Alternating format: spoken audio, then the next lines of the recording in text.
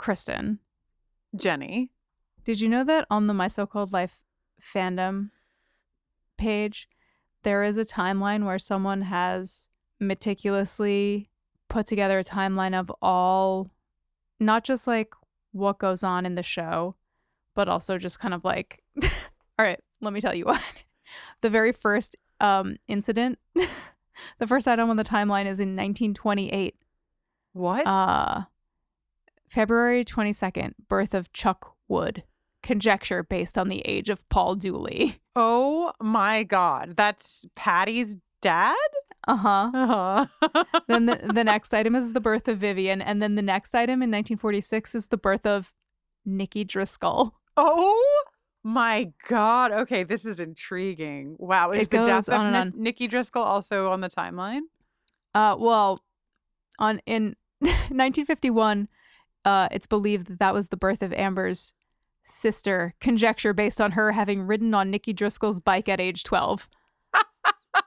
Yeah, this is the kind of detail we're going. Yeah, honestly. This is the kind of, into. Since we traffic in Buffy and the X-Files, I often feel incredibly cheated when it comes to content like this for My So-Called Life. It's harder to find. It's harder to source. And so I'm delighted to know that somebody has done a deep dive like this for me and my little show, Yeah, let me read a paragraph there's like a handful of paragraphs at the top of the page. Mm-hmm. And here's one of them. A major problem occurred when reconciling the dates for the episode, The Substitute. The events of this episode take place over 2 weeks, and due to anchored dates given in episodes before and after, left only a week in which to place this episode. Therefore, a creative license had to be employed to layer the dates with the previous episode. It had to be pushed back and not forward, as forward causes too many conflicts for the next 2 episodes. Oh my God, who are you, internet god? A few times the clothing Angela was wearing matched up. And other times we must submit that she changed clothes a couple of times during the day. Wow. This is like, was it in My So-Called Life intro where we just talked about Dark Side of the Moon and The Wizard of Oz? Because this is really giving me those vibes, like layering episodes and outfits matching. Wow. Yeah. How did I was just looking for a summary of self-esteem, and this is where I ended up. Did you have a boiler room of your very own, Jenny? Did you have a place in school or on school grounds where you'd go to make out? Certainly not me. But there was a place? I feel like my high school was in the woods. Oh, and so I feel the like woods were the people would room. Go to the woods. You know who probably went to the woods? Walter. You know what? I was thinking a lot about Walter watching this episode, because Walter, I don't think, would ever hide a girl in the woods. Oh, that's really nice. Yeah, I mean, who knows?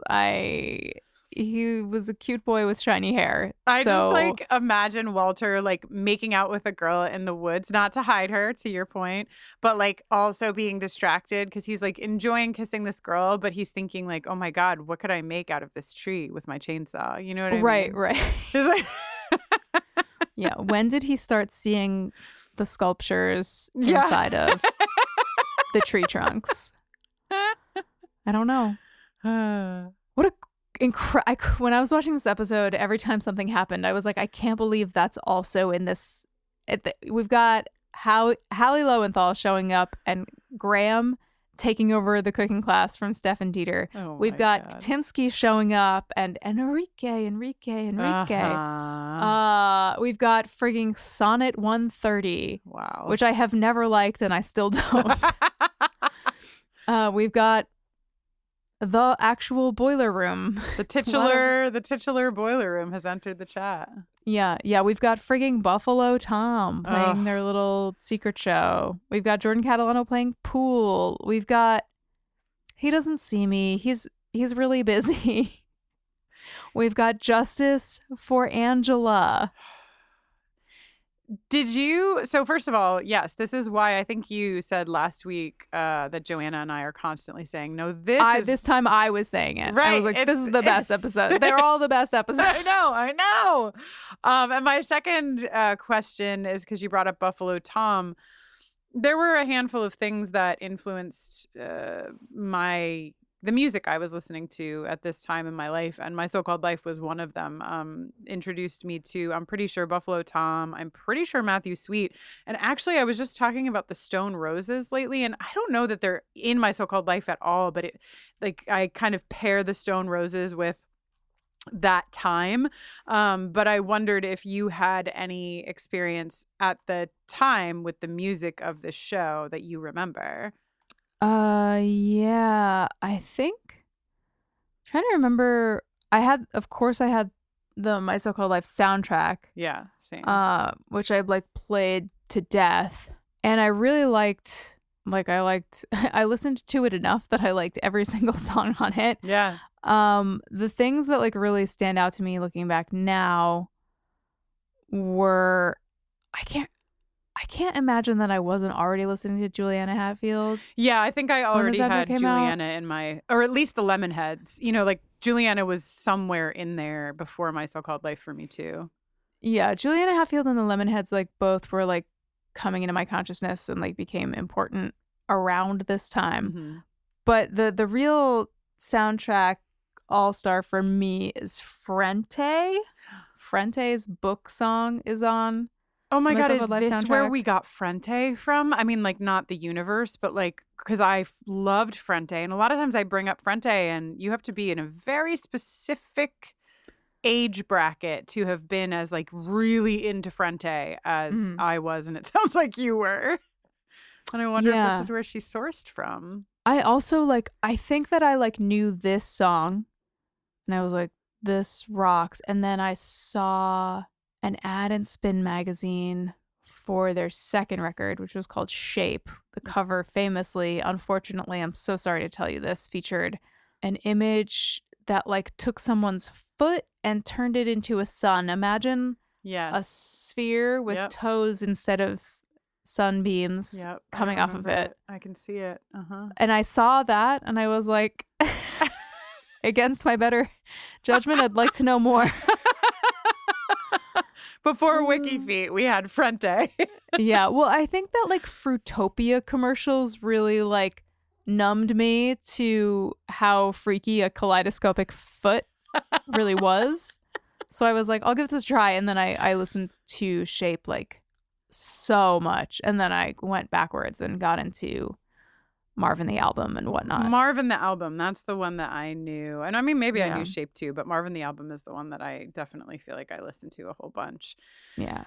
But yeah, this is, and not that shows, I don't know, don't do this exact thing anymore, but I feel like, can you still get the soundtrack to a show? Does that happen? The last time I had intimate knowledge of a show releasing a soundtrack was when the Weeds season 2 soundtrack came out because I had a song on it. Yeah. And now at least with really big shows where the music is an important component, like Agatha All Along or Rings of Power or other shows in that sort of world, they'll release Agatha would release basically an EP with every episode. Wow. It was here's the 3 versions of the Witch's the Ballad of the Witch's Road that you heard in this episode. And they would sort of release little mini albums, and you've got all of the sort of special end credits music plus the score stuff for Rings of Power, each as you go kind of deal. I remember doing that actually with Station 11. There, I know I don't know if it was a soundtrack or if it was a playlist, but there was definitely, I mean, whatever. The internet has made everything a lot more accessible, so I guess you don't need to buy your little fucking jewel cased CD of the selected songs from the series. So I'm sure folks are still finding music from television, but just in a very different way. But this is very nostalgic to me for music finding sake. This was probably the biggest time in my whole life when I was finding music and so excited to go to the store and buy that album and listen to the whole thing. Anyway, this space is for you, Jenny, and I just got really excited about Buffalo Tom and I spun out. I don't want to take up too much room up here. This episode of the podcast is really great. This episode of the show is really great. People should watch and enjoy and listen and enjoy. And just, this show rocks. You and Joanna did a great job. Thanks. I'm having a blast. Hell yeah. Shall we? Let's go now, go. Every night I make the same vow that tomorrow I will go to geometry review. But every day, we barely talked. So when we did, it came out sounding really meaningful. There's a tiny leaf in your hair. Where? Was that your stomach or my stomach?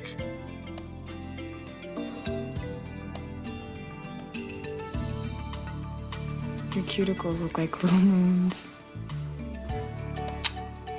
My what? Your cuticles. Hey, Alana, you down here? Shh.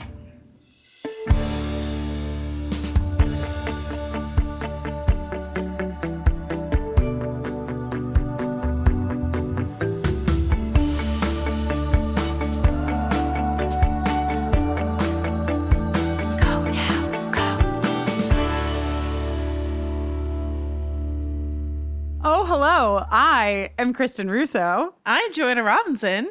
And this is a very exciting episode, a titular episode, an eponymous episode. We're going to talk about it, of The Boiler Room, a podcast where Joanna and I are watching every episode of My So-Called Life and talking about them spoiler-free. This week we are talking about episode 12, Self-Esteem, which was written by the series creator herself, Winnie Holtzman, and directed by Michael Engler. This originally aired on November 17th, 1994. And is this where I get to talk about the word eponymous, or should I wait a second? It's like either we're going to talk about eponymous or we're going to sing, if I could put them in a jar, I don't know who you are. If I were Jenny, I would have done that in harmony, but I'm not, alas. Okay, So, the word eponymous. So we were discussing earlier, the reason we say this is the eponymous episode, right, is because this is called the Boiler Room Cast, and we were coming up with ideas of what to call this show. You know, this struck me as an iconic thing. So it's something, it's funny, it's something I suggested with my limited memory of My So-Called Life. The Boiler Room stood out to me, right? So something I suggested to you, and you had to go watch the episode to make sure that the Boiler Room was a moment of a good moment for Angela, not a moment of humiliation or a low point, but an uplifting storyline for her. And we agreed it was, and that's why we went with it, Yeah, I love that you knew did that check, Right. For me, it was I knew they made out there, but I couldn't remember if there was any female empowerment. How dare I even question if there was, Guess really? what? There is. But so then before we started recording, you and I were talking about how this is maybe the eponymous this is the episode of My So-Called Life that inspired the name of this podcast.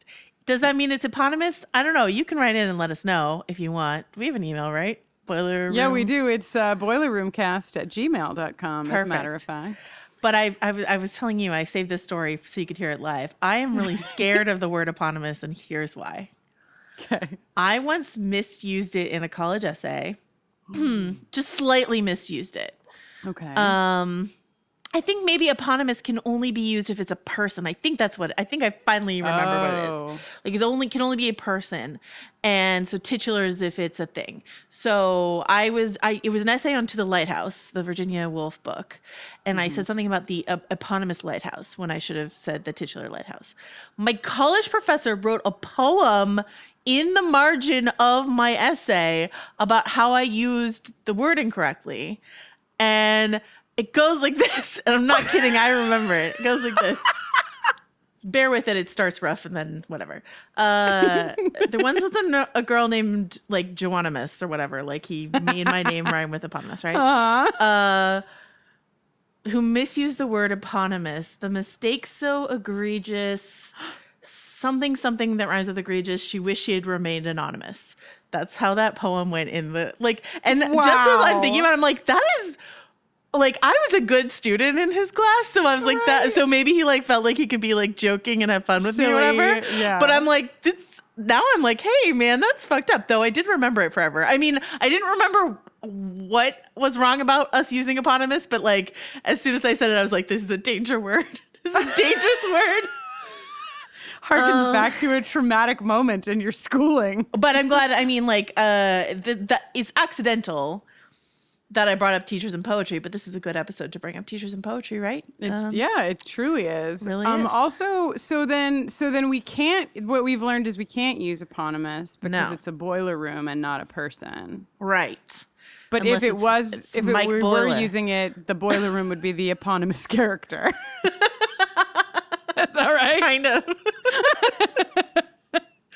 Like if this were called the Katimsky cast. Yes. Then Mr. Katimsky would be like the eponymous character. No, I don't want to fuck with the word eponymous ever in my life. Okay, yeah, basically. we're abandoning it. But I will say that you said the poem started rough, but I actually loved the beginning. Joanna. Yeah, I was real into that part. So if I have it, I'll take a photo of the poem and send it to you. Please, but I'm trying to remember what he rhymed with egregious. Probably like specious or something like that. I don't know. It was bad. Anyway. Wow. Yeah. So here we are. We've arrived at last. If you're watching this Self-Esteem. show along with us for the first time, now you know. Now you know. And why there's a like chain link motif in our like podcast logo and stuff like that. I don't think I ever like realized how seamless it is that you can like literally kind of cut from him pushing her up against the chain link fence at the dance to them making out in the boiler room. Like there's almost not a change of scenery. But it's kind of like I find myself, I can't decide if I wish we had seen like the first note he ever sent to like summon her to the boiler room and like how first encounter went. Like we come into in medias res in the middle of this whole scenario of them and this arrangement that they have. Yeah, that they're just and so like when I was watching this episode today, I was thinking about the first time that because one of the core pieces of this episode is that Angela, of course, continues to miss her geometry review, and she just cannot go to it. She cannot stop making out with Jordan Catalano. And it reminded me of the first time that, like, because we talked about, like, our first kisses, but, like, the first time that I really, like, fell hard and, like, totally let all my shit just, like, fall to the wayside was the first girl that I ever fell in love with, who was my first girlfriend and who is actually my very best friend in the entire world now. Yeah, Randy. If you follow me on social media, you have probably seen Randy here or there, or her very cute little daughter, Charlie. But we dated from 1998, so close to this timeline here, to 2000. And we started dating in the summer of 98. And I was a camp, I was like the camp entertainment director at like a day camp. And I got fucking fired from my job. Yeah. Like I was like, I just didn't show. I mean, to be fair, like I didn't show up 3 times. It seemed dramatic to me that I got fired, but I just was like late all the time. I was not showing up because I was just like, I couldn't. I was like I literally was Angela in the scene where she's like talking about how she just keeps making a promise to herself that she's going to go to fucking geometry review, but she can't. Wow. And your coworkers are like, remember, come to work. And your other friend's like, forget it. She already did. Yeah. Amazing. Were there places in your high school, Joanna, where people went to make out?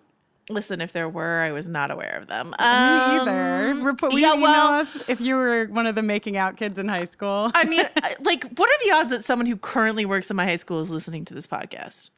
I think, like, pretty reasonable. Oh, I was thinking, let's just say not. Nobody from the Branson School is listening to this podcast because I don't want to narc on kids who currently go there. Oh, my God. But the lower parking lot is what this place was called, or like down the hill. I parked down the hill. Yeah, down the hill. Like there was parking on campus, and then there's like where you parked if you didn't have a parking spot on campus, which was like, off campus near this park in the town where my high school was. And I know people went there to smoke, so I assume that's probably where they went to make out. Probably in cars. I mean, I know a lot of people made out in cars. I don't know that there was a secret location in my high school. Like maybe there was, but if there was, I was never invited there. But listen, if you're currently a teacher at the Branson School and you hear this, Don't be a narc. Let the kids do what they want to do down at that park. You know that's what they do there anyway. I know you know that. So yeah. Also, if you're a student at Guilderland High School in upstate New York, could you just email me and let me know where kids are making out? Just because I want to know. I want to understand where the cool making out kids go to make out. I did always want. I've never have you ever been to like an inspiration point or whatever? You know what I mean? No, like where werewolves attack on Buffy or whatever. No, I mean, no, seriously, that's like exactly the visual that I had when you said that. I haven't. I feel like the closest I came was the this girl and I, because I was in college, but it was like the summer after my freshman year. And so it was still like when you were home, I still felt like I was under the rules of my parents. I couldn't even bring a guy over, let alone a girl over to my house. And so we really like lived in her mother's minivan. I say lived, that's very polite. We like lived and also fucked in her mother's minivan. She doesn't listen to this podcast, so it's fine. But like that was the safe place for us. So we would go and we would park by this like fountain in this little little, I don't know, community by my neighborhood. And we would have sex in the minivan, but it wasn't like a lookout point. It was not so romantic. The date that made me feel most like a teen ever in my life was my boyfriend at the time took me to the drive-in, and we definitely like made out at the drive-in, and that like, oh my God, I don't know if like I don't know if I was like a 50s teen, but that's inspiration point is very 50s teen as well, isn't it? Yeah. But yeah, making out at the drive-in. That just felt like. Do you remember what the movie was at the drive-in? I really do. Oh, what was it? It was the classic film Hardball.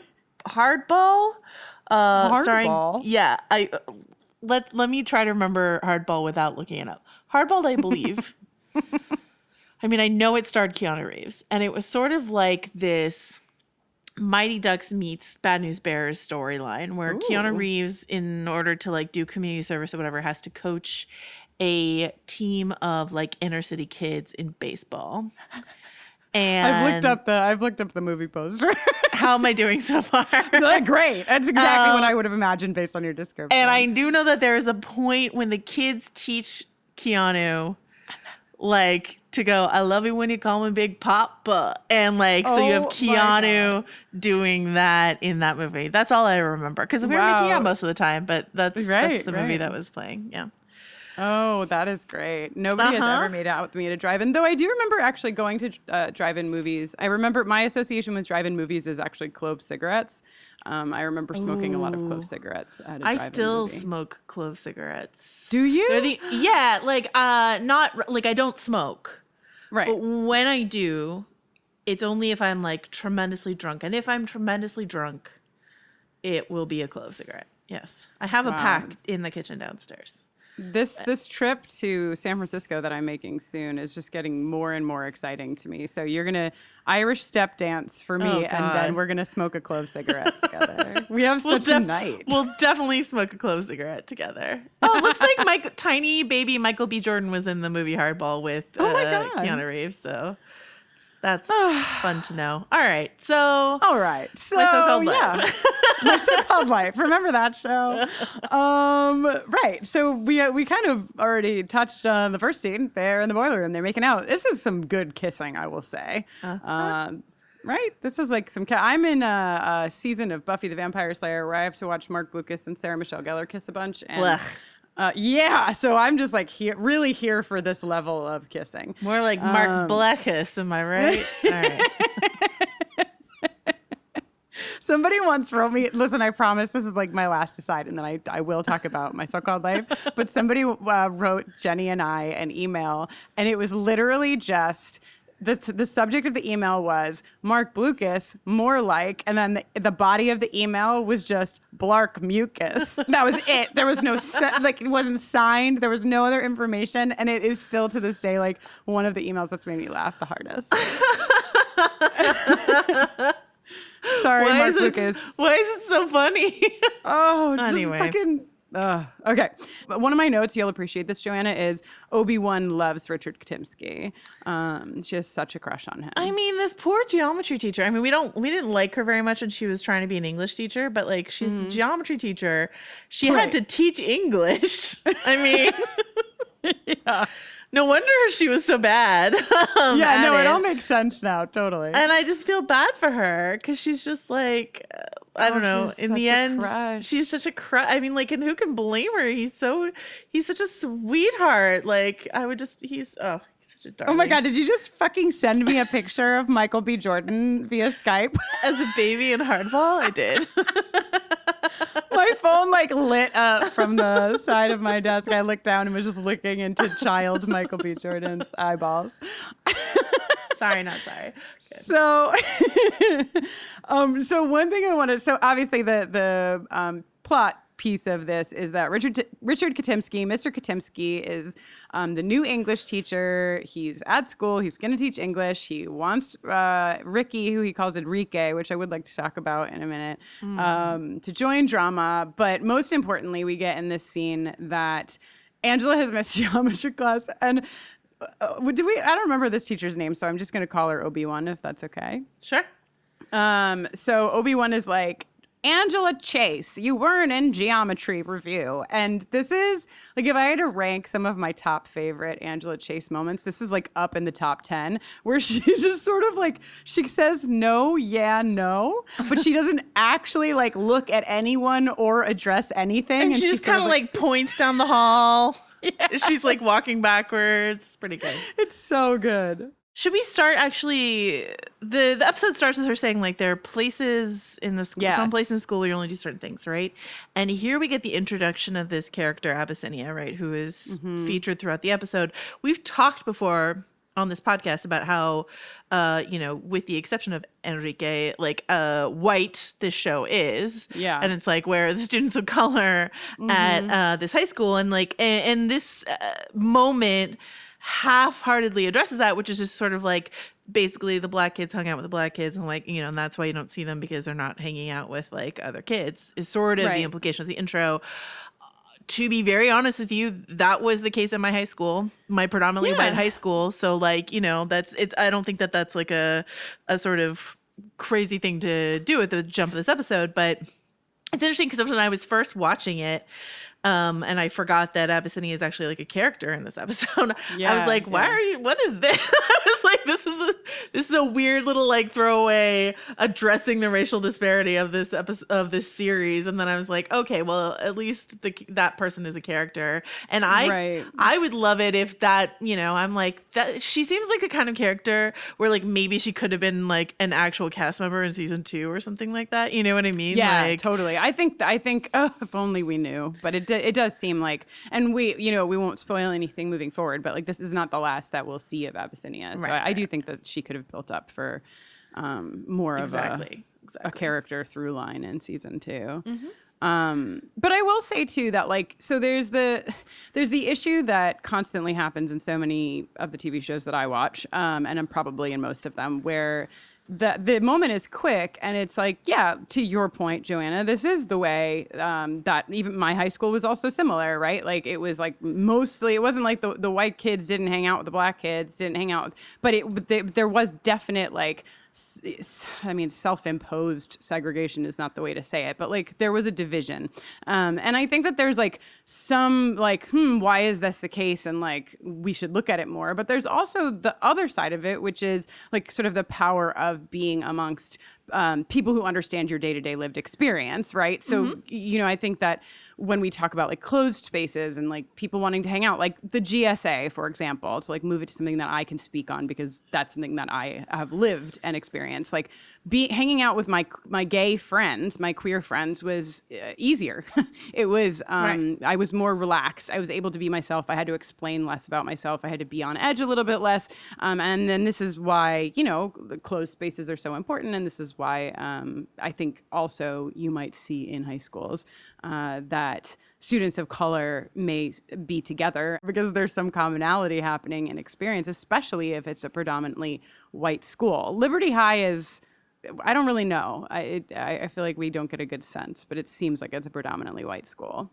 Yes, absolutely. But yeah, so I mean, I just wanted to like get that establishment of Abyssinia in before we meet Mr. Katimsky. We should say that Jeff Perry, who plays Mr. Katimsky, a lot of people know him very well from his work on the TV show Scandal, for which he won an Emmy or maybe 2. Wow, I didn't know an Emmy. I think so. I think that's true. I believe you. I wouldn't have known. I've been talking about him recently because he's actually in a season 1 episode of Lost. He was like, but when he was hired to do this, he was like he's a like Steppenwolf Theater company in Chicago. Like, I believe he's a founding member. He's like a big deal, Steppenwolf Theater company. And he directs a later episode of the series. But yeah, so just that context of who Jeff Perry is, bringing him in and like what casting him at this time meant, which is not like he wasn't like a TV star at the time, but he was like a serious actor that they brought in for this role. And he's fantastic. But we'll get more of him. That's not a spoiler, right? No, There's that's more fine Mr. to say. Katimsky. Yeah. The Enrique thing, I mean, because we're like at the origin point of him. He's just reading it off the roster, right? He's starting to teach the class. He's digging into some Shakespeare.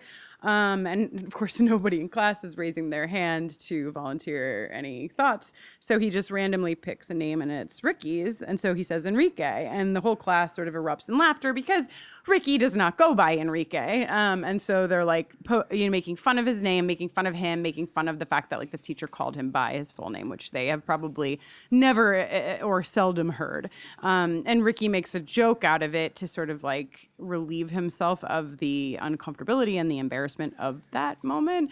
But then Mr. Katimsky, who has a billion strengths, he keeps calling him Enrique, which when I first watched this episode as a teenager, I saw it for the reason I think it was written into the show, right? That he wants Rickie to feel good about who he is, like the complete picture of who he is. And so I was like, this is amazing. Like, this is so cool. I really believe in this. But I do think that it's a little bit problematic that we have like, and Rickie sort of like gives many nods to it throughout the episode that like, it's a little bit fucked up that like, that's his in, that like this white teacher is like, your name is so beautiful though, you should use your full name. And it's just like, I'm kind of an Enrique because like, so that's the one piece of it's like slightly it's exoticizing it, and like especially when Rickie fully articulates his displeasure with it, which he does he doesn't do it at first, but he eventually does it.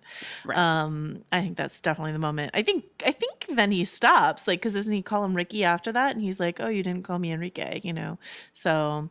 Oh, does he stop by the end? I missed that. So that's like really one. I think once at the end he calls him Rickie. Yeah. I think that's true, but I could be misremembering. But well, that's important. If that it happens at the end of the episode, I feel like that at least like not closes the circle, but it sort of like gets it to a point where like Mr. Katimsky has like learned, and that makes me feel a little bit better. I didn't catch that, but it's funny because he plays Rickie plays sort of the class clown to diffuse the like tension around that, and it's funny. I have a very strong memory of this kid, like a really popular kid in my class, named Ariel Rabin, went by Ari, he's a guy. It's a traditional Jewish name, but like it's also The Little Mermaid, which came out after he was born. And so it's just sort of like, I think he just went by Ari and I remember like new teachers would sometimes call him Ariel, and he would be like embarrassed and frustrated that they did. Yeah. And so I really strongly remember that. But like, he plays sort of the class clown here. He puts on this like thick accent, mi nombre es Enrique, or like whatever. And what Mr. Katimsky picks up from that is like, that kid should be in drama club. Which I'm like, okay, kind of. That's a lesson to learn from that, but all right, yeah. So. I want to, if it's all right with you, Joanna, play just a little clip of Rickie impersonating Mr. Katimsky because I think it's fantastic. Oh, very good. And he acts like he's this really nice guy when obviously he's not. And he takes these unbelievably long pauses like, okay, this is him. My name is Mr. Katimsky. And here's a sonnet by William, Shakespeare, who's almost as boring as I, Mr. So in the middle of doing this, wonderful. I mean, you know, Mr. Katimsky, I hate to say it, but he was not wrong. I mean, this is a fantastic impression. Rickie has some skills. And Mr. Katimsky catches is, I guess, the wrong way to say that. But he is there, basically. He sees Rickie doing this impression of him. And Rickie is just like melting into the ground. Rayanne is like, bye. But it was worth it for us, for our entertainment. Yeah. And, it's funny because if you would ask me, I mean, I guess after the World Happiness Dance, I could be like, yes, Rickie is a performer. Yeah, that's true. But this episode definitely is like going from 0 to 50 with the whole like Rickie is dramatic, because he does these two things. But like the best one is later when he's talking to Brian and he like fake faints, and you're like, okay, buddy, you belong in drama club. It's true, right? Yeah. Totally. Okay, so they're outside after they're caught by Katimsky, and they're eating Chinese food. I think a classic line in My So-Called Life is Rickie asking Rayanne where she got the Chinese food, and Rayanne saying 2 words, Tino. It's a line that sticks with me. If you're a big fan of the series, let me know if you consider it one of the big lines of the show. This is the scene where Rayanne and Rickie are like talking about where the fuck Angela is, and Rickie's like, "Do you know where she is?" And fucking Rayanne is like, "Yeah, I do because I live in the world." Rickie's stoked, and Rayanne is skeptical. We have varying degrees. Maybe it's not like very useful for me to rank friends in this episode, but like something. so something I was trying to do was like, who's a really good friend to Angela, or I'll say this, or to each other, to anyone else, to Rickie. Like Rayanne's not a great friend to Rickie when she like disappears, when he gets like in trouble or whatever. But something I will say for Rayanne is like she's playing into her strengths as a friend in this episode, which doesn't make her always like, she's not the most reliable friend, I think, but like she's so protective, you know, and that really comes through in this episode. So, and I think Rayanne is one of those friends where like if she is present, she is gonna be in your corner, but if she's not, it's like you're not even on her radar, you know. Like which and I have had friends like that, and it's hard because you're like upset with them when they're not there, but then suddenly they do this like big giant thing, and you're like, oh, you do care and you are here. So it's like a hard balance to strike with friends like that. But this is an epic Rayanne Sharon female empowerment episode. You know what? I know you're on like Rayanne Angela Crush Watch. Yeah. But my new ship of the series is Sharon and Rayanne. And we've talked about them a little before, but now I'm here.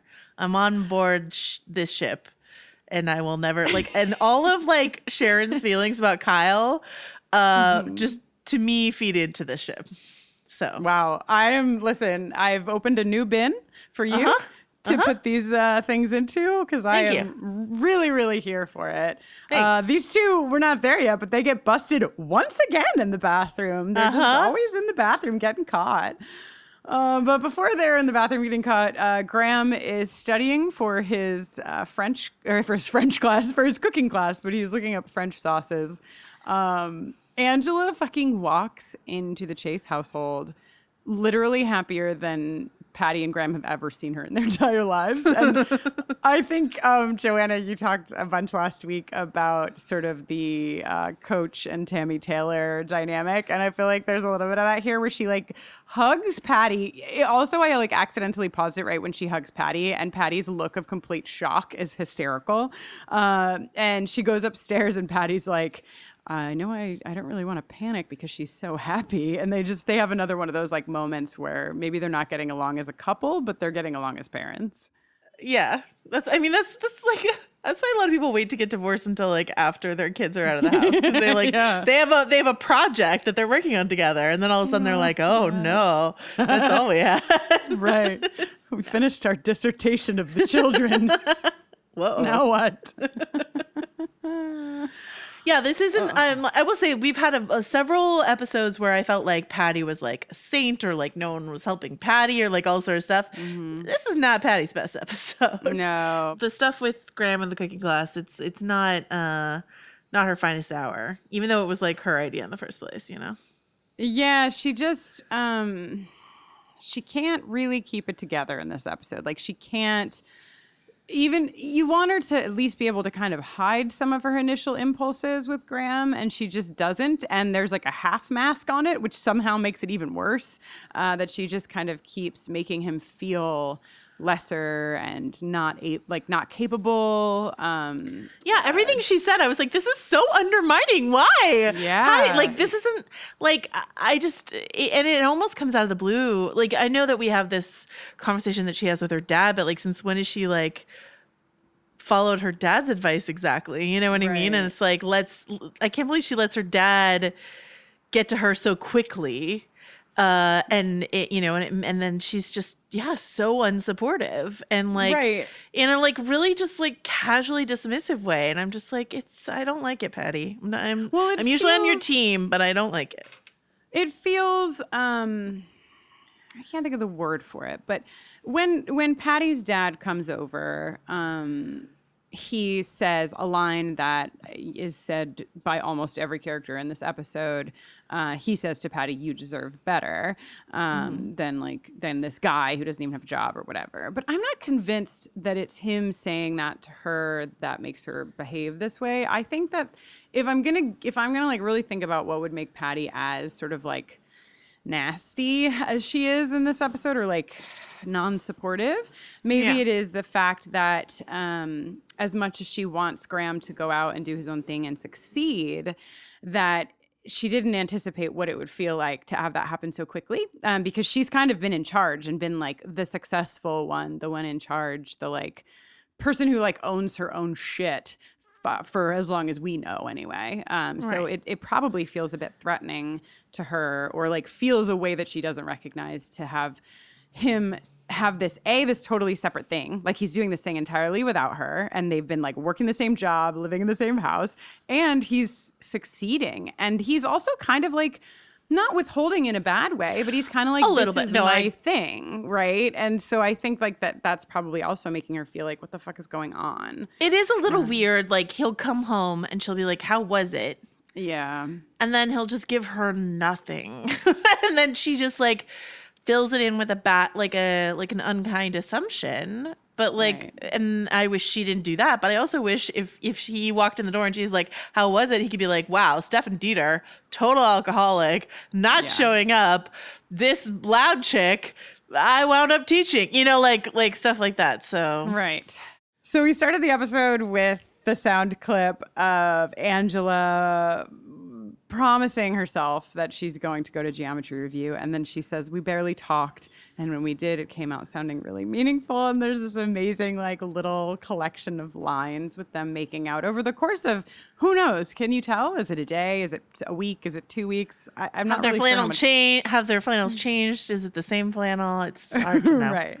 But this scene ends with a very important part of the episode, which is Jordan saying, let's keep this our secret. And she's like, what? And he goes upstairs to his bud/brother, right? This is his brother, this actor. Okay, so the actor who plays, Jordan Stone, we've talked about this. That's his brother. That's Jared Leto's brother.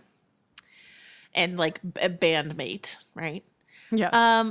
But if it weren't, I gotta say, at this point, I would say that friend is right. I mean, it sounds gross to say it because they're brothers, but like they don't play brothers. They don't play brothers, and he is just like overly invested in what Jordan is doing and where Jordan is. No, you got a girl down there, like what's going on, like sort of thing. So I'm just saying, I feel weird because they're brothers, but it's there. I agree. One quick Buffy aside, this is very much how I feel about Forrest and Riley in season 4. Yeah. Forrest is fully in love with Riley, and this is like his behavior is exactly the same as this character's, where he's always like interrupting. He's like, how are you? What were you doing? Just like Very invasive for just a pal.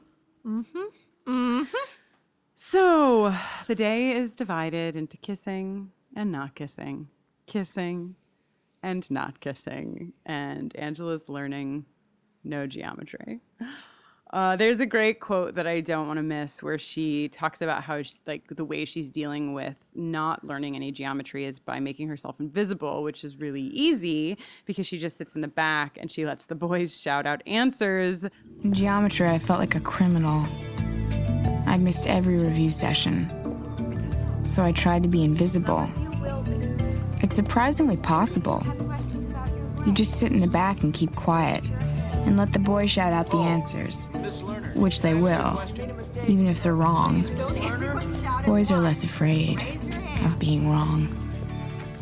It's such a good line, and and like that whole sequence is so good, right? Because we get some more information from Abyssinia, which is that she's like good at math and is hiding it so that in the interest of being appealing to this boy that she likes, right? And that I relate to absolutely. Pretend. So this is the opposite Joanna story, because I feel like one of the Joanna stories that I've loved that we've gotten on this podcast is you with your Hemingway book. Reading for your teacher. But in your experience, like in school or just in general, you will pretend to be less intelligent or pretend. I won't do it now, but like, right. I think as a kid. Yeah, I think in school I wanted to like not seem smarter than guys I had interest in or whatever. Yeah. It's relatable. Yeah. So, listen, I don't think there's that much Rayanne Angela watch in this episode. Rayanne seems pretty invested in protecting her friend, so I'm not going to go too hard on it, but I will say that I was really here for the scene with them in bed. Angela calls Rayanne Ray, which I don't even know if that ever happens again, but I delight in best friends using nicknames for each other. It's very, And then more importantly in this scene, she says for the first time, Rayanne says to Angela, "You're letting Jordan control you. When I make out in the fucking boiler room, my emotions are not involved, and that's what makes me." I can handle the boiler room, and I'm like, I think that's kind of true. I mean, that fundamentally, Rayanne can't handle maybe a lot of, fundamentally, there's something not emotionally whole about the way that Rayanne is living her life right now. But in terms of can she survive dalliance with any of the guys in this boiler room? Yeah, I'd say so. Yeah, her self-assessment is kind of on there. She doesn't get her emotions involved. She's told us before that she feels pretty numb, as a matter of fact. So there's not much of a threat there to her in getting her heart broken, which is what she's afraid of for Angela. A small thing, but a thing I think that's really important that I noticed in this viewing of the episode is that when Rayanne leaves the house, she very pointedly sneaks out the back door. She sees Patty and she bolts. It's a really good moment because they've already started the next scene, and you just you see it start from the door that Rayanne slips out of, but that's a really interesting connective tissue because.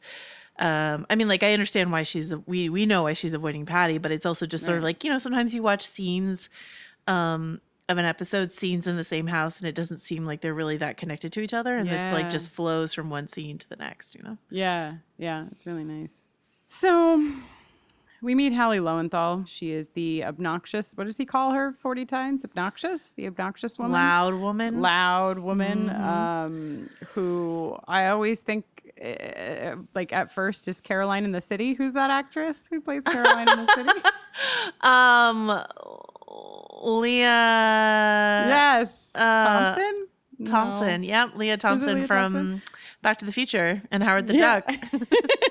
But yeah, she is a lady who wants her voice to be heard. Her fiance hates the way she cooks, and she's a little bit much for me out of the gates, Hallie. But that's literally what her character is designed to be. I mean, but it's also okay, so she the theme of the episode is self-esteem, right?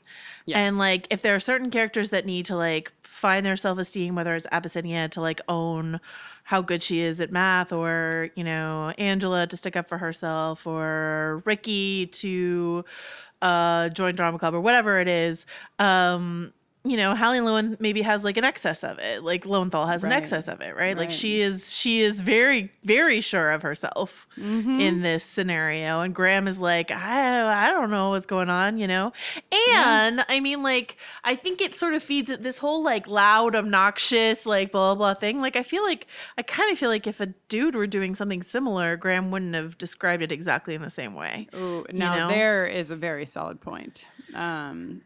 I think Graham would have felt entirely different about it in a million ways if it were a guy doing that, which connects so nicely to Angela's little internal monologue from before. Right, exactly. That like, whether or not Hallie Lowenthal's wrong, she's unafraid to be loud, and that's something like a lot of women, including often myself, are lacking. So I don't know. Yeah. And I think to be fair, in like my own self-assessment, I think that those qualities often can be like qualities that make me like, ugh, because of all the like internalized shit, right? It's like definitely there's a part of me that's like, okay, Hallie, like fucking please, but what part of that comes from me being like genuinely just like, Hallie, could you please not? And what part of it comes from me and my experience as like a woman who has like learned to not do those things or to do, yada, yada, yada. You get it. You've been to Patriarchy 101. You know what I'm saying.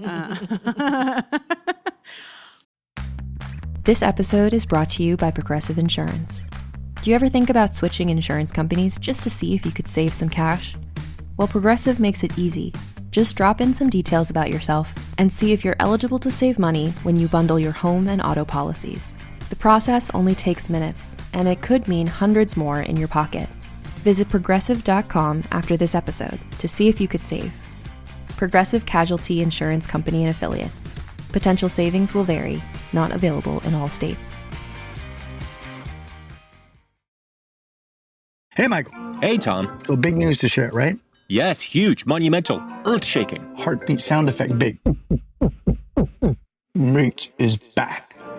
That's right. After a brief snack nap. We're coming back. We're picking snacks. We're eating snacks. We're rating snacks. Like the snackologists we were born to be. Meat is back. Mike and Tom eat snacks. Wherever you get your podcasts. Unless you get them from a snack machine, in which case, call us. Call us. There are names that echo in the world of true crime. Names that carry unanswered questions. Oakley Carlson, a 5-year-old girl who deserved safety, protection, and love. Yet the system built to protect her failed, and Oakley disappeared. Her community still calls her name. Or Ellen Greenberg, found in her locked apartment with 20 stab wounds. A case declared a suicide. But how does a locked apartment tell two different stories at once? These are not just cases we have covered. They are people. They were loved, and they mattered. Their stories deserve to be told with care, with depth, with truth. I'm Ashley. And I'm Rickie. We are the husband and wife duo behind Crime Salad. Every week we uncover stories of the missing, the silence, the misunderstood. We ask the questions that were left behind. We refuse to let these stories be forgotten. Because behind every case is a family holding on, a community seeking answers, and a story that deserves to be heard. We invite you to listen to Crime Salad, your healthy portion of true crime, wherever you get your podcasts. Okay, so we talked about Graham taking forever to say why the class was weird. The next scene is in the boiler room again. We spent a lot of time in the boiler room this episode. Jordan comes in and putting eye drops in his eyes, your favorite, Joanna, and chewing gum. He has obviously just like smoked a giant joint or a cigarette. I don't know what he smokes out there, but his bud is like, so Buffalo Tom is playing at Pike Street Friday. His name is Shane. I looked it up just because I really want to talk about it in the final seconds of the episode. So and we should know his name. I've known it and I just couldn't grasp it. So thank you for looking it up. Shane. Yeah.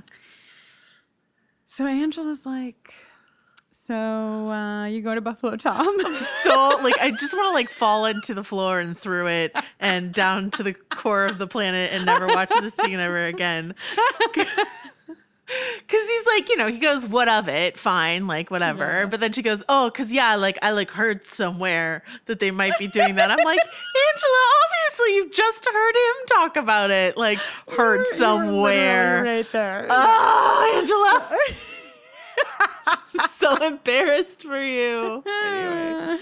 Oh, and this is the beginning of Jordan Catalano really showing us some of his bigger asshole stripes in this episode. Because, he's like, what of it? And then we get part at the beginning of your beautiful ship, Joanna. I mean, it's amazing. Okay, but I didn't write it down, and I was hoping you did. Did you write down what Rayanne says about her hair? Her hair, I didn't. I almost rewound it to write down every single thing she said. Rat it, tease it, braid. I don't know. It reminded me. You're a musical nerd. It reminded me of the fucking the not eponymous but titular song of Hair, the musical Hair, where it's like ratted, braided, something, and confetti. Like she hits a lot of those. Oh, say, can you see my eyes? If you can, then my hair's too short. Okay. Yeah, we got it. Yeah. So she's like just talking to her hair. And then Sharon, speaking for all of us, goes, have you ever been to a class?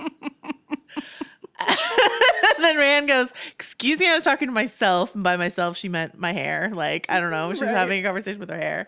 And then they have just a great conversation. Between two gal pals in the bathroom. Yes. Mm-hmm. Oh, using gal pal for what it was meant to be used for, Joanna. So, is this the third time they've been busted in the bathroom by Angela? Yeah, I think so. Yeah. Unbelievable. Just unbelievable. I literally wrote, busted again. I underlined again with 2 underlines and put an exclamation point after it in my notes. And then they're a little flustered, but they decide, spur of the moment, that they're going to present a united front. And they're like, listen, we're concerned. It's very jarring to have 2 friends from different orbits join forces to talk to you about something.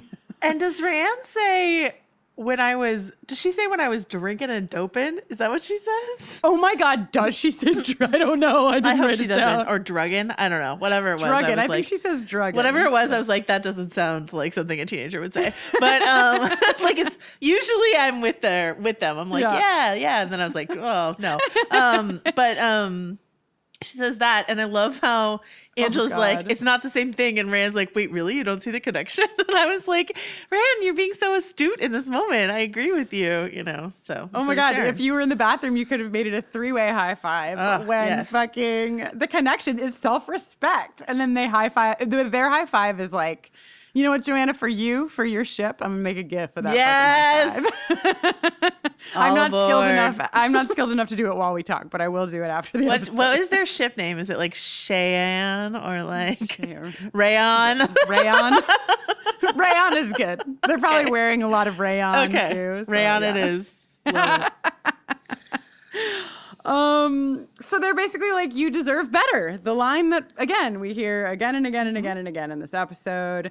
Also, Angela comes back with this Sharon, I'm not like you and Kyle, holding hands down the hallway or whatever. And Rayanne just has this little aside by herself. And she's like, what even is holding hands? What even are hands? They're not even erogenous zones. And she says it so confidently, and I feel so seen, because the amount of times I've said a word out loud that I've only read on a piece of paper, and I learned that it is not at all the way that you say it. I can't, there's one of them that I'm trying to think of right now that was more recent than not, but yeah. She doesn't think a hand is an erogenous zone. Sharon begs to differ. Maybe they can discuss that amongst themselves at the next chapter of Joanna's ship. Rayon in the bathroom. Chapter 4. Also, I panicked in this scene because Sharon's like, excuse me, but I love Buffalo Tom. And they all laugh at her. And I was like, did I put Buffalo Tom on Sharon's mixtape? Don't worry. It's on Sharon's mixtape. Well, that's because Devin Odessa in the interview. And I was like, who is she listening to? And she's like, I think Buffalo Tom. And I was like, not Amy Grant. She's like, no. And like, then I got to the scene, I was like, oh. Yeah. She fully remembered this I was like, we did the thing to Sharon that everyone that everybody did to Sharon. She's like, no, I listen to Buffalo Tom. I'm cool. Anyway, she is cool. And then Angela does something very relatable, which is like, oh yeah, if he's not into me, why did he ask me to go to this thing? You know, that's I mean, that's a classic like Saved by the Bell setup for disaster situation that she walks herself into. Truly. So Obi-Wan is flirting with Mr. Katimsky. She needs to kind of listen. I know you like her, Joanna, but she needs to kind of dial it back and get it together. And she's shooting her shot. But she's shooting it real hard. Is she? She's just like being nice and sitting on his desk. I think you should go back and watch the scene again. She's so embarrassed after. She is. I know, and I have sympathy, but I'm just saying, like, it's that thing where like you think that you haven't dropped the hint hard enough, so you drop it again and again and again and again. I've certainly done this, but he doesn't seem like he does. Like in defense of Obi-Wan. Jeff Perry is playing Mr. Katimsky as like so vague, even though we know he's very sharp. Yes. But he like comes across as so vague that like if I were her, I would be forgiven for being like, has this guy even heard any, like, has he received my message? Perhaps I should turn up the volume. Because he's like, I'm sorry, what? I don't know what you're saying. You know what I mean? Like that's his. It's fair. You can tell her to shove it though. She was not great in a previous episode, so that's fine. You can remember that. I have a lot of questions though. Yes.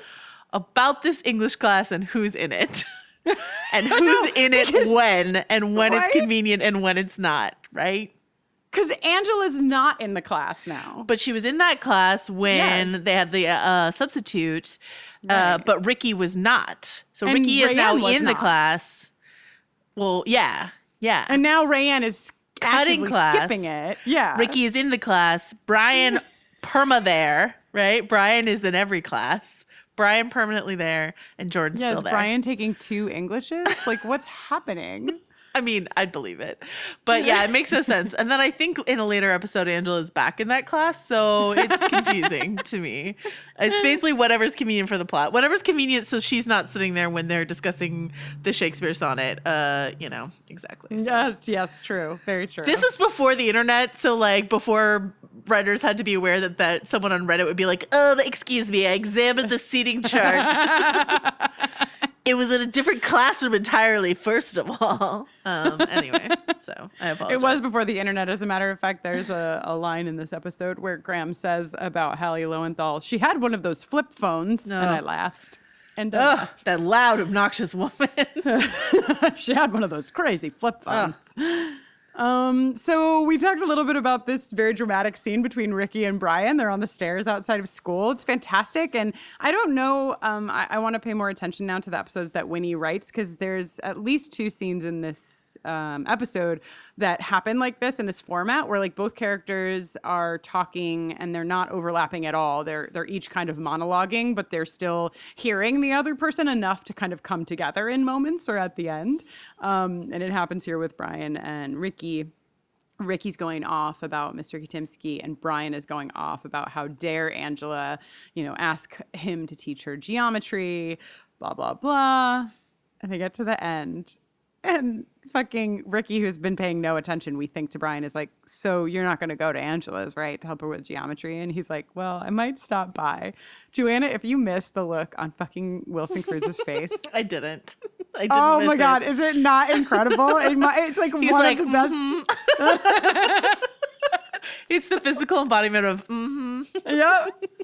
It's amazing. Yeah, I mean, okay, so we were, there's a group of listeners, people who listen to this podcast, who also listen to my last podcast. And so I see their conversations about our podcast, The Boiler Room, in our Lost podcast chat rooms. And I know your Buffy listeners do the same thing, right? I kind of wish we could unite them somehow. But anyway, they're having different conversations in different other podcast platforms. It's fine. But they were talking about how you and I were like a little bit more sympathetic to Brian than they felt. In Life of Brian. In Life of Brian. And I would just, when they were like, Angela's not interested, like, what is wrong with you, Brian, all this sort of stuff. And I'm like, okay. But let's look at this episode. Angela is like straight up using Brian again. Like, she does it multiple times. And so I don't think it's like that Angela is a blameless, whatever, and Brian is her creepy stalker. I think it's a little bit more complicated than that. And this is an example of that, where Angela has asked him to help, and then she just like is not there. And then she she's just like, straight up isn't there when he shows up. Not there. Danielle opens the doors like, it's Brian. She's not here. But yeah, and I mean, to that point, not to like go even harder on the thing that everybody was talking about, but I mean, Angela not only asks Brian to come over to help her with homework, but then she isn't there. And then she still is like, listen, I know I'm a fucking asshole because you just come over anyway. I know you're really busy, but like, I need help. Angela definitely is not just the innocent by any means. And I think that she knows at this point that Brian has feelings for her. There's no way she doesn't know. Yeah. And so she's crossing boundaries too and crossing lines, because I'm not going to say that she's using that, but she certainly isn't like taking that into account with her decision making. As has happened in my life, if it, not like a ton of time, people aren't like throwing, but like if someone has a crush on me and I'm not interested in them, I like, at least for, in the immediate, not like never talk to them again, but just like try to avoid them a little bit, just so it can like, for their sake as well as mine, it's just sort of like let it cool off and let them like move on. So right. And Angela is not doing Angela's like, I need help with geometry. So chop, Brian. And Brian's like, I got a lot to do. It's great. Oh my God, Brian. Let's just like talk about that scene because it's so good. It's so fucking good. Brian literally loses his mind, and he has a line. Let me find it. He says, "You have the option of insanity and I do not, and that makes me crazy." Which is just really incredible writing when he Holtzman. God damn it. Oh. But yeah, he's fucking pissed. And it's not only because she's being selfish and, asking for time, even though she knows that he doesn't have it. It's because he has been ping-ponging on this Jordan Catalano thing for several episodes now, where when Jordan is around, Brian is like, fuck Brian. No, it's Brian. But then when Jordan hurts Angela, Angela's like, hey, Brian, remember us? Like, we have geometry and the bicycle thief. And like, and that's not fair. Which, fair. I'm not judging Angela too hard. I'm just saying like it's complicated. Right. But it's not as easy as just saying Brian is a stocky weirdo, because I don't think that's all Brian is. Crosses lines sometimes, so does Angela. Yeah. Yes. That's what we'll say. Buffalo Tom. Rayanne is in her sparkly beret. Buffalo Tom. This is when I started listening to Buffalo Tom. I literally only know Buffalo Tom from this episode of my circle. Right. I bought the full CD because I bought the soundtrack to the TV series, and then I bought the full Buffalo Tom CD. So, and it all started here. This had to be a pretty big deal for Buffalo Tom. I mean, do you remember? The Peach Pit? I do. Oh my God! Yes. Is that what you're gonna say? Peach Pit After Dark. Yes. Yeah.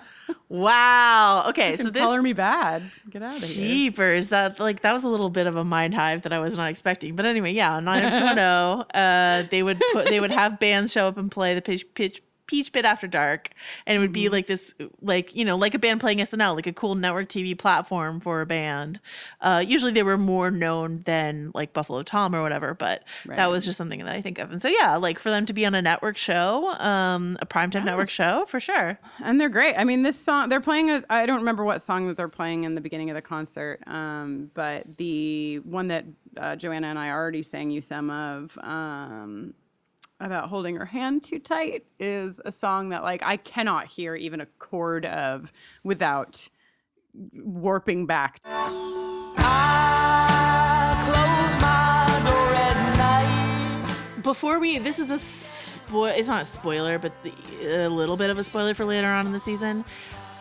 Before we recorded this podcast, I would have told you, if you asked me like, what's the most iconic song from My So-Called Right. Life. I would have said Blister in the Sun, right? Right. On this rewatch, I'm like, no, it's this Buffalo Tom song, honestly, because I have other associations with that Violent Femme song. This is the only association I have with this song. You know what I mean? That is true. But I want to come back to this after we've like when we're discussing that episode, because they both are. No, they both are. It's not like that Violent Femme song isn't extremely important iconically, My So-Called Life, but it's anyway, we'll talk about it. Sharon is bedecked in her finest floral. Her going out floral. Her night, like, it's a school night, right? School night concert floral. Looking great, looking grand. I'm ready for my best use of flannel. I don't know if you are. I am. We passed it, so Okay. I'm ready. Let's do it. My jaw is on the floor. That flannel is divine. It's so fucking special. The best use of flannel of this episode. Okay, you gonna go first? Yes, I'm staring at it right now. There is a 2-shot of Sharon and Rayanne. Rayanne is wearing her sparkly beret. They're both nervously watching Angela approach Jordan. Okay. And Rayanne, inside the club, has her fingers in her mouth, like sort of nervously, like you bite on your fingernails. Yeah. But she is wearing flannel mittens as she like bites on her fingers. Yeah. So. Be still my flannel heart. So for Rayanne's flannel mittens, actually I think they're gloves, flannel gloves. They look like they're fleece-lined flannel gloves that she's wearing a Buffalo Tom. I give my best use of flannel. What is yours? Well, mine is not going to hold a candle to that. That's a good. Thank God you saw them. They could have been robbed. My best use of flannel. I had a little bit of a time trying to figure out what my best use of flannel was in this episode, but I decided ultimately to go with Rickie's flannel coat that he's wearing over his brightly patterned shirt on the stairs with Brian, because I love it and because I think that it is a quality use. Because I don't even know what the fuck is on his shirt. It's like not a Hawaiian shirt, but it's like that loudly patterned, and he has this very nice flannel jacket over it. So that's where I'm going for flannel. But let me tell you what, it doesn't beat out Rayanne's flannel gloves. So, Angela, this is another time you want to melt in the floor for Angela. She's like, he didn't see me. Jordan's playing pool, which is just, if you know that I am pretty gay. I really like women a lot, and a lot of queer women play pool. And so Jordan Catalano playing pool is like a really special blend of like confusing attraction to me. Well, I mean, listen, Jared Leto is extremely pretty, and Jordan's hair is like super long, and it's like hanging in his face. And so you're like, oh, that pretty profile, the hair hanging down. Shooting pool, he could just be at the local lesbian bar. I would know no different. He's wearing that garage shirt again. Yeah, that like wears that the whole. He never changes the whole episode. Everybody else is changing. Days are passing. He is in that. Well, maybe this is one of those times when he's just sleeping in his car for Oh. Anyway, yeah, white thermal and then blue button down thing over it. So yeah. So the ladies are like, get your fucking ass over there. He asked you to go. He asked you to fucking come here. Don't be an idiot. Go. And then they watch her go over, and she goes over, and he says, "You're kind of crowding me. You're kind of crowd. What the fuck, Jordan?" Yeah, and then what? And then Kristin, what happens to Claire Danes' face? There she goes, her chin quivers again. So many feelings that she just can't contain. Her tears pour down like rain. Oh, the face it falleth, and thank God that both Sharon and Rayanne are there because they immediately divide and conquer. Sharon goes running after Angela, and Joanna, I am playing Rayanne's words to Jordan because they give me life. Let's do it. You know you like her. Would it kill you to admit it? Maybe treat her halfway decent? Because you know, she deserves it. And she's not gonna wait around for you forever. It's like that monologue, whatever. Those lines of Rayanne's give me chills, and they are emphasized by the fact that before she starts talking, she grabs Jordan's fucking pool cue out of his hands. It's extremely a lot in a good way. Self-esteem. Like this is a thing where, like, because right before Angela comes over, Shane, my bud Shane, goes, oh, hey, it's Rayanne Graff and that weird girl she hangs out with, right? Mm-hmm. And he's not talking about Sharon. And that's the kind of stuff that Jordan is, like, letting get to him. And maybe the parallel there is, like, Patty's dad being like, your husband should be home and, like, your husband should be earning money. You deserve it, sort of thing. It's like letting that bad messaging get in the way of your connection to this person, sort of thing. Right. So, right. Yeah. So Angela gets home. Danielle, I guess we fast forward through the weekend, right? Because we, like, kind of cut to Sunday. And Danielle, sorry, this is not an important plot point, but it kills me. Danielle has completed her report on crustaceans. Patty's like, this is beautiful. Patty is, like, never been more excited about a crab in her life than she is. Honey, this is Angela. Look, no, I love Angela's monologue about Sunday night is great. She's talking about 60 Minutes. Oh my God, seriously. Which immediately you hear. They don't play it, but you hear it. Did you not hear the clock ticking when she said it? Sure, yeah.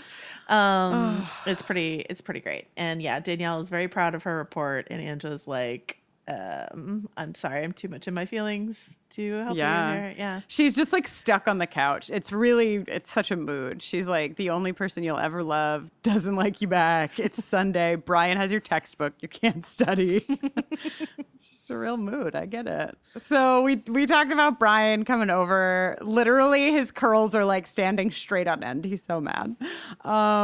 And then after he storms out, sort of, not after, but, like, as he's storming out, Graham is coming in. And this is when he tells Patty that they asked him to teach the class because Stefan Dieter has just gotten too drunk and he needs to not teach a class. So now Graham is teaching it, which is an interesting turn of events. You know what I really wish she had said? I wish Patty had been like, what happened to Stefan Dieter? And I wish Graham had been like, that guy died. So after Jordan is like, you're fucking crowding me, and he gets reamed by Rayanne, his next move is to leave Angela a note to meet him in the fucking boiler room. And Angela goes, like, did you say, like, the more disgusting thing is that I went or something like that? I really like when Angela calls herself out in her own voiceover, which she does several times. And that's, I think, a really good device that we have here. Yeah, and she, like, you and I got real excited in the beginning of this series in the car when they were in the car, and Jordan tried to kiss her, and she was like, I was talking. And I feel like this is that, like, blooming, right? Like, what happens in the boiler room now is, like, she could have just made out with him. It's very apparent to anyone watching that this is fun. Making out with Jordan Catalano in the boiler room is a good time. She could have just been like, fuck it, and made out. She didn't. And, like, is that because of her and her own self-worth? Yes. But is it also because of the fact that she has Sharon and Rayanne, like, backing her up, telling her what she deserves, telling her to stand up for, like, what she deserves? I think it's also a really big piece of this. And yeah, she's just like, she starts to leave and then she turns around and she's like, before I go, I want you to admit it first. Like, I want you to admit that this happened, which is that's such a line, right? Because that's really, it's like what so much of these moments come down to when you're like frustrated with somebody or when you're feeling upset, so often it's because you feel like you are not being seen or like your reality is not being accounted for. And so she's just standing there demanding that her reality be acknowledged, that this did happen. And I love it. I just think it's really amazing. Then she throws back his like world happiness dance lines in his face. Yes. Why are you like this? Like what? Like how you are. So good. I kind of Yes. I like. But I will tell you this: the next time I'm really mad at someone I'm dating, I'm gonna be like, "Why are you like this? Like how you are." I think we skipped the earlier scene. One of many times when Mr. Katimsky asks, Rickie to join the drama club, and Rayanne's with him, right?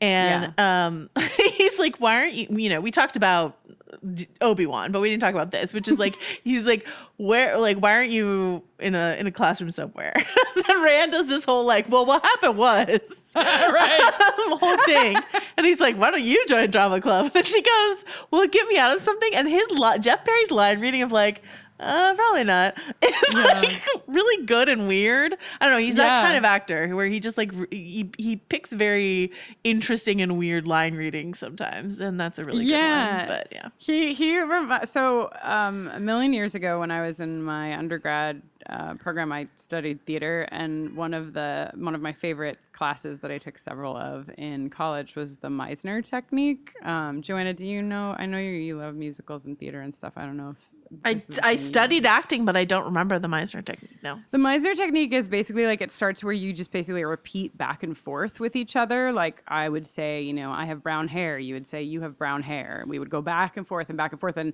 eventually you graduate from that to pivoting. But there's a lot of repeating back and forth. And it sort of is training you to really respond to the actual person speaking to you instead of like the line itself.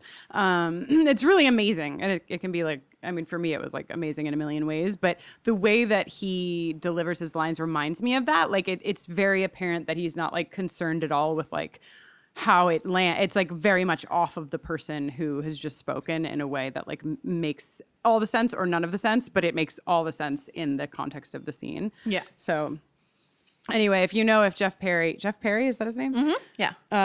If Jeff Perry studied Meisner, let me know.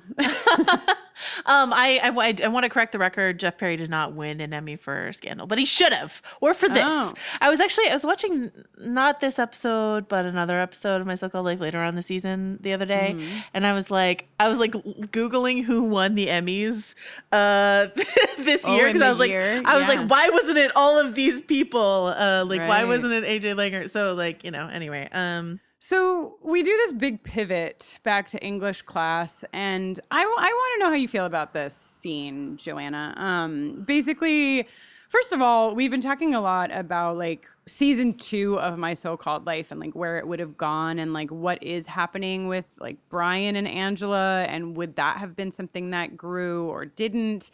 And like watching it with it, because I've only watched the series, I love it, but I've only seen it maybe 4 or 5 times through, and I never really paid attention very much to the Brian Angela piece of things. I was just like very surface about like what I was seeing, and I didn't notice this. And now that I'm paying a little bit more attention, I feel like, whoa, this is like really here for us. This scene is, the sonnet that they're reading the sonnet, and Brian and Jordan. Yes, I love this scene. Sorry, should I not? Yeah. No. I was more curious because I felt because it's a big pivot for Jordan. Like he's participating in class, and he's not only participating in class, but he's like engaging with the poetry, and like talking about like the meaning of behind. I mean, he doesn't say a ton, but he participates more than he's ever participated, and so I felt that this would be something that would inspire you to have feelings, whether good or bad. Oh, huge. Like if you ask me like top 10 things that I think about in My So-Called Life, this is one of them, is Jordan and Brian tag team analyzing. Loving Angela. Both of them love Angela. Both of them are, connecting to Sonnet 130 by Shakespeare. And it's perfect because we talked about this when they were casting Claire Danes, they wanted, we talked about Alicia Silverstone being up for the role. They wanted a girl who like, is obviously pretty. Claire Danes is very pretty, but like, not like drop dead, stop you in your tracks gorgeous. Like she looks like an ordinary girl. And so this whole like, why is Jordan attractive? What was that blonde girl who was on the list? You remember like the ideal beauty, yes. She had like I can't remember her name. blonde hair down to her butt and all this sort of stuff like that, and so it's like, Jordan like coming to realize, I don't know. He does like his explication of this poem is not that deep, right? He just says like, no, like he does love her or whatever, right? And then Brian's the one who comes up with the revelation of like, because she's real, she has flaws. And how that, I love how that relates to Brian's story in this episode, because like Brian is at peak aggravation with Angela, right? Because she has used him and he's flown off the handle at her, but he's like, but I still love her because like that's a very flawed thing to do, but I love her because of like, and all of her flaws. And then Jordan, I think Angela is much too good for Jordan, but like, Jordan being like, oh, she's not the like, my buddy Shane, like if I were hooking up with this, like a blonde chick or whatever, then that would be one thing, but it's this weird girl who wears, Angela's fashion is like, like it's a lot of choices. She makes a lot of choices every day. Like Rand makes all the choices every day, but Angela still makes a lot of choices every day with her fashion. Yeah. And he's like, yeah, but I like that. You know what I mean? And I was looking up this scene a couple weeks ago when we were discussing this, just because I wanted to watch this one scene and not like find it in the episode. And someone on YouTube labeled it like the moment Jordan realizes he's in love with Angela. And I don't know that I'm like ready to like declare this like love, like Jordan's in love with Angela, but like the moment Jordan comes to grips with how he feels about this person, you know what I mean? His interest in her. Yes, and I think that's how I would label it too, right? That she says to him before they leave the boiler room, like, admit that like you have feelings too, or like that you have emotions. Yeah. So I think that that's what this is. I wouldn't say that he's like suddenly in love with Angela. But I think he realizes. And I love Jordan and Brian like working on this together. I think it's great. I think it's really great. I really love it. And I love Mr. Katimsky sort of like drawing it out of them, in his Katimsky way, and that ties it into the larger episode as well. So it's just it's some good stuff. And then we get another bathroom scene, right?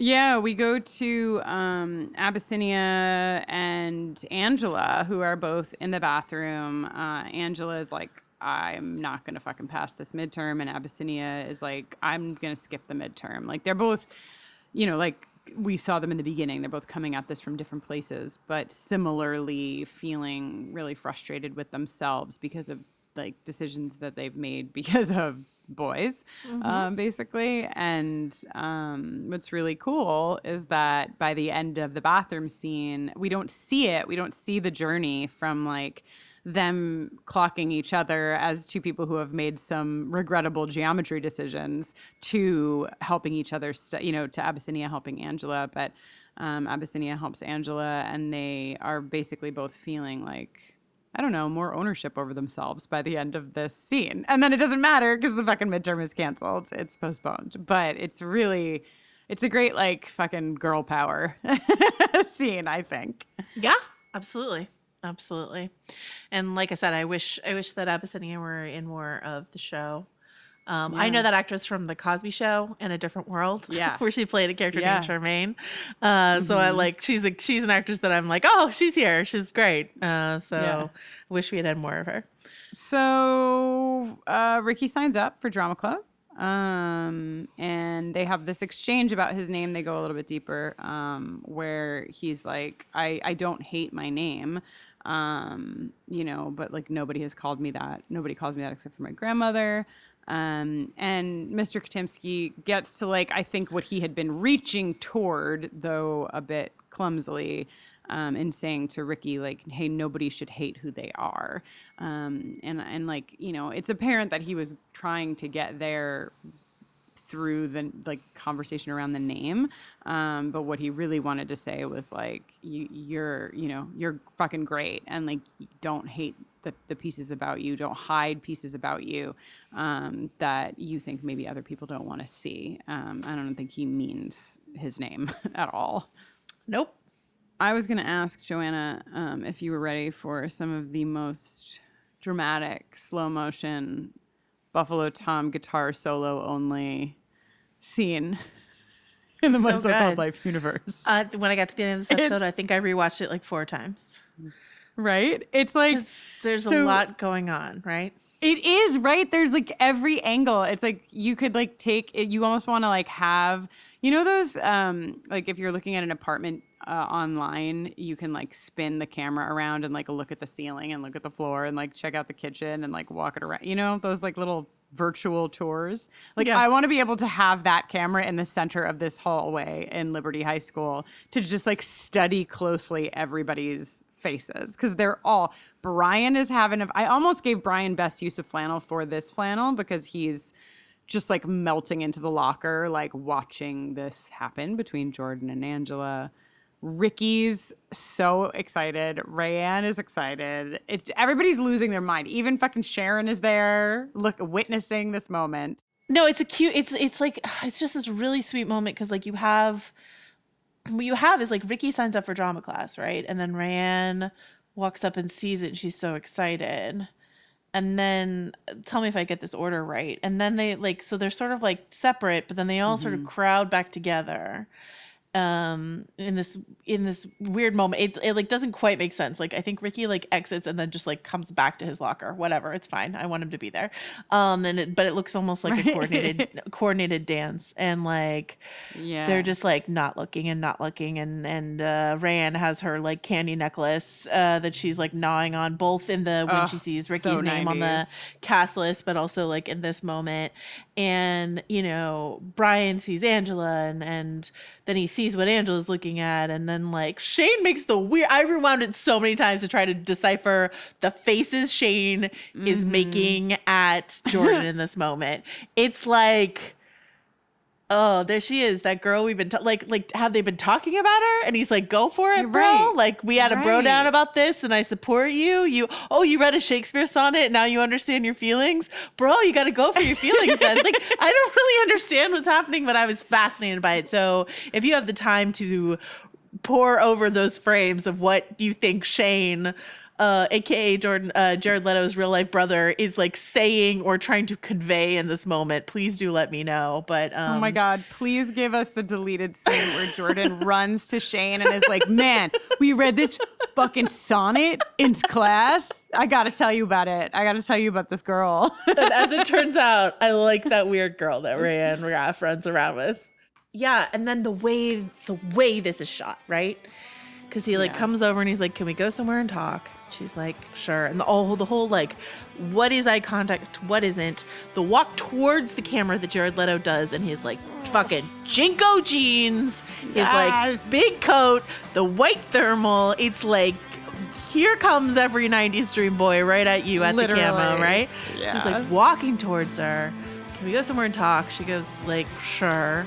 And they walk away. You see him like grab her hand. You see her like sort of register it, but the way the camera moves is like, you know, he passes in front of the camera, and then you see her just looking at him. He can't see her, but we get to see her, and she's just like beaming like the, you know, like in the movie Stardust, which she will be in like many years later.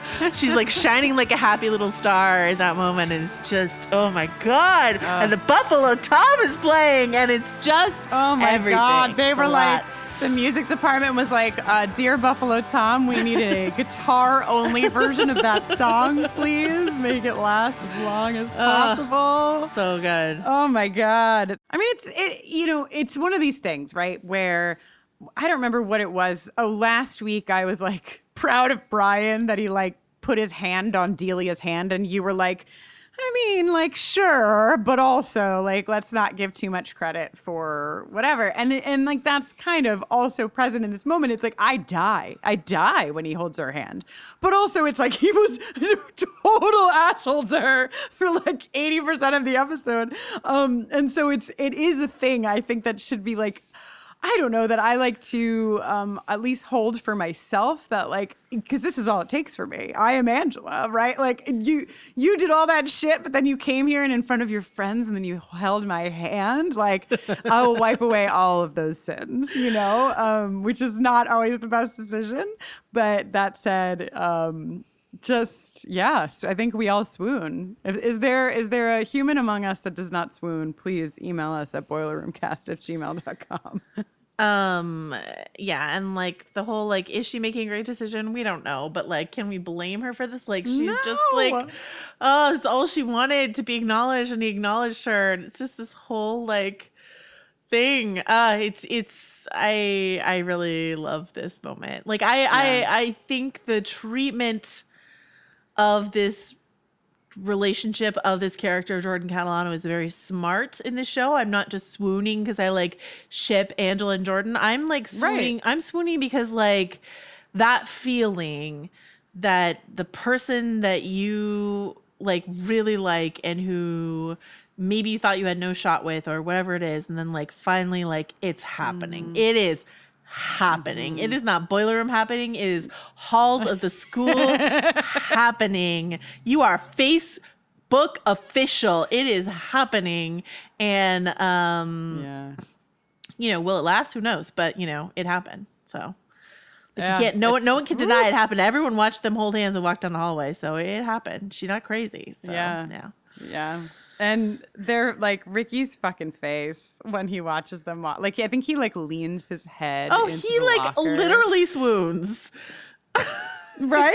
Like, yes. Fully. It's, And then you already gave a nod to the final line of the episode where Sharon is standing next to Rayanne and she's like, Angela, wait, don't forget. And Rayanne's like, listen. She already did. It's over. Would you like a haiku, Joanna? I would. Can I just quickly share a headline of an article on BuzzFeed? Please.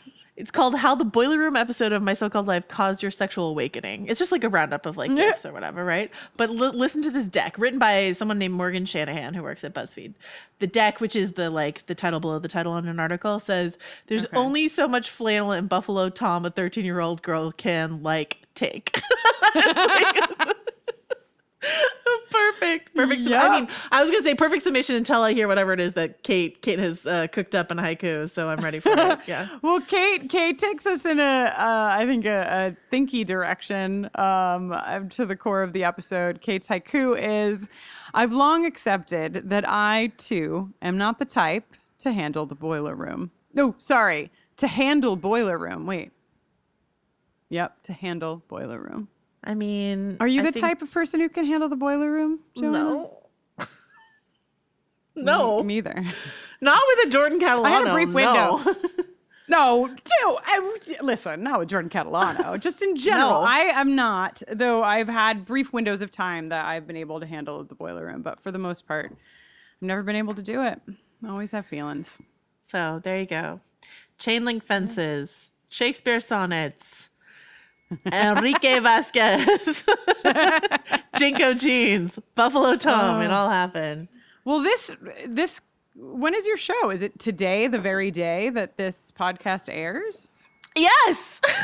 If you hear this in the morning on Thursday and you live in Colorado, Denver and or Boulder, come see me at a library in Boulder, the Boulder Public Library in Colorado. Yeah. I will be doing a live show, the Storm Podcast. We'll talk about Star Wars and other things. So you can find me on Twitter at Joe Wrote This. Kristin, what are you up to? Well, talking about Buffy the Vampire Slayer. And then, of course, you can check out my work with LGBTQ communities on my website, KristinNoline.com. I have been able to do 2, and I have another one this week of the GSA talks that so many of you donated as part of the Kickstarter that we did for this podcast. And they've been so special. I did one with a high school in North Carolina and one with a middle school in Hoboken. I can't. The middle schools truly ruined me. I can't with the fifth, sixth, seventh graders. They're just so amazing and wonderful and sweet. And I had an amazing time with both schools. So thank you if you're one of the people that supported on that level, because it's pretty rad to get to do those things and to donate those to these schools. So yeah, and us, if you want to see some gifts this week, I'm going to make some, what is the name? Rayon? Some rayon gifts. Yes. For Joanna, you can follow us at Boiler Room Cast on Twitter, on Instagram, and on Facebook. And if you have thoughts for us, please email us at boilerroomcast@gmail.com.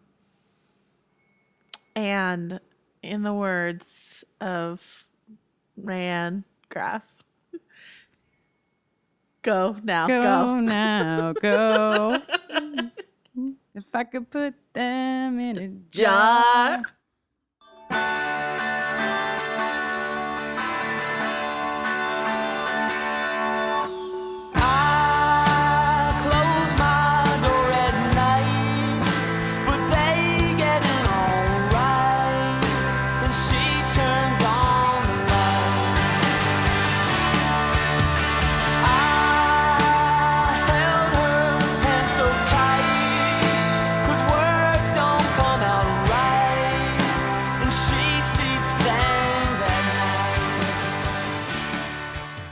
Goodbye, Kyle! Did the sound of those words call to you like Pavlov's dog? Then you might enjoy our podcast, Turtle Time. Every week, you can join me, Riley Hamilton, and my co-host, Amy Scarlatta, as we cover the most pressing Bravo news and dig into the new episodes to answer important questions like, who the hell is Adrian Malouf in this world?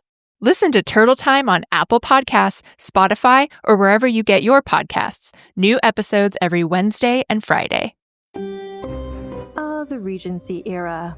You might know it as the time when Bridgerton takes place, or the time when Jane Austen wrote her books. But the Regency era was also an explosive time of social change, sex scandals, and maybe the worst king in British history. And on the Vulgar History podcast, we're going to be looking at the balls, the gowns, and all the scandal of the Regency era. Vulgar History is a women's history podcast, and our Regency era series will be focusing on the most rebellious women of this time. That includes Jane Austen herself, who is maybe more radical than you might have thought. We'll also be talking about queer icons like Anne Lister, scientists like Mary Anning and Ada Lovelace, as well as other scandalous actresses, royal mistresses, rebellious princesses, and other lesser-known figures who made history happen in England in the Regency era. Listen to Vulgar History wherever you get podcasts.